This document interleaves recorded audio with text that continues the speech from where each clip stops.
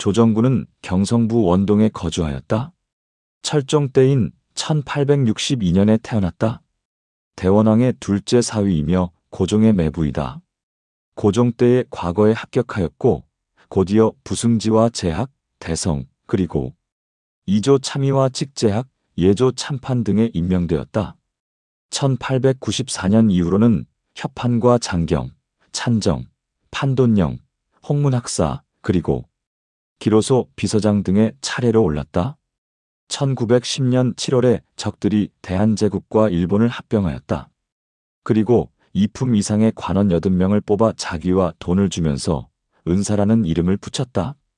당시의 조정구는 국내부 대신으로 재직하고 있었다. 10월에 귀종령에 의거하여 남작 자귀를 받게 되었다. 당시 다른 사람들은 자기가 받지 못할까 걱정하며 모두 앞다퉈 먼저 받으려고 하였다. 조정구는 이런 행위를 꾸짖고 관직에서 물러났다. 거기다가 합병조서와 고유문을 찍기까지 하였다. 적들이 협박하자 조정구가 말하였다.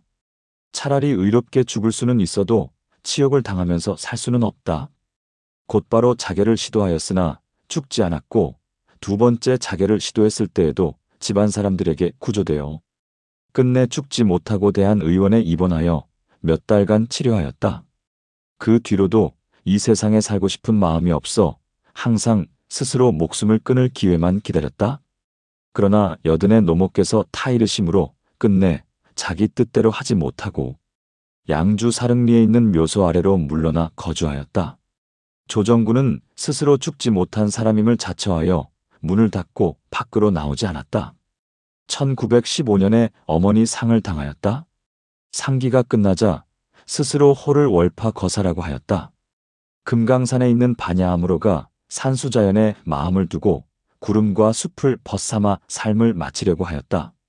1918년 음력 12월 21일에 태왕제가 운명하였다는 소식을 듣고 곧바로 서울로 돌아와 상복을 받아 입었다.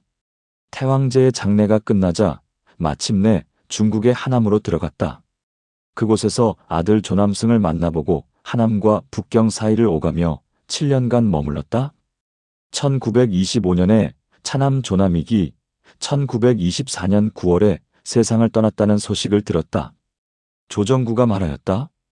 뜻밖의 노년에 이런 상황을 만났으니 내가 우리나라로 돌아가 묘소를 돌볼 것이다. 그리고 마침내 귀국하였다.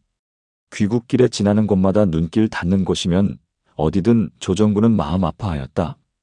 그래서 그는 다시 산으로 들어가 자신의 도리를 지키며 살아가고자 하였다. 1925년 8월에 봉선사에 들어가 하룻밤 머물렀는데 낙상을 당해 병원에 입원하여 치료하게 되었다. 1926년 음력 2월 16일에 원동집에서 숨을 거두었으니 향년 67세였다. 슬하에 3남 2녀를 두었다. 아들은 조남승과 조남익, 조남복이다. 조남승은 나란 일이 날마다 잘못되어 가는 것을 보고 중국으로 가 도움을 구해 나라의 형세를 되돌리고자 하였다. 아버지 상에는 화를 입을까 두려워 달려오지 못하였다. 셋째 아들 조남복은 20년 전에 미국으로 가 돌아오지 않았다. 조정구의 장례에 이르러 집이 가난하여 어찌할 수 없었으므로 창덕궁과 운영궁에서 각각 2,000원을 보내주어 장례를 치르도록 하였다.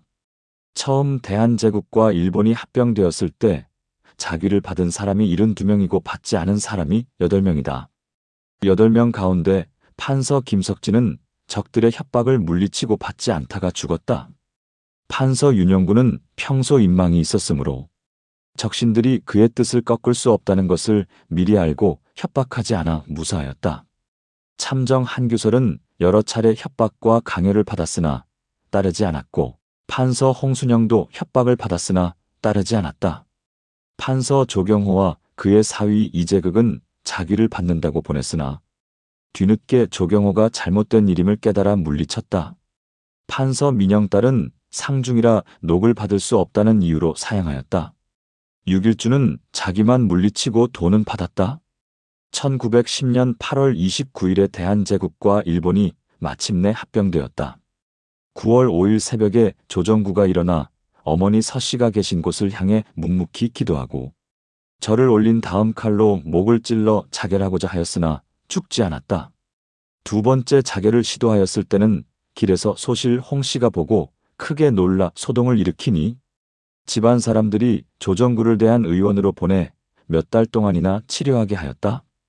1915년에 어머니 상을 당하였다. 1917년 10월에 소실 홍씨와 딸을 데리고 금강산 반야암으로 가 스스로 호를 월파승이라고 하였다. 1918년 음력 12월 21일에 태왕제가 운명하자 조정구는 서울로 달려와 상복을 받아 입었다. 그 이듬해 1919년 2월 1일에 만세운동이 크게 일어나는 것을 보고 중국의 하남으로 갔다.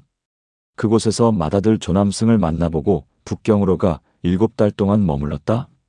1924년 9월에 차남 조남익이 죽었다는 소식을 듣고 마침내 귀국하였다. 그는 먼저 원동에 있는 아우 조경구의 집에 도착해 있었는데 어느 날 기자에게 말하였다. 지금 나는 죽은 사람이나 마찬가지인데 자손들 때문에 멀리 중국에서 돌아왔으니 몸뚱이만 살아있는 사람이라고 할 수 있을 것이다. 지금부터 나는 아무것도 바라지 않는 사람으로 살아갈 것이다. 그러므로 기자가 다시 다른 질문을 하지 못하였다.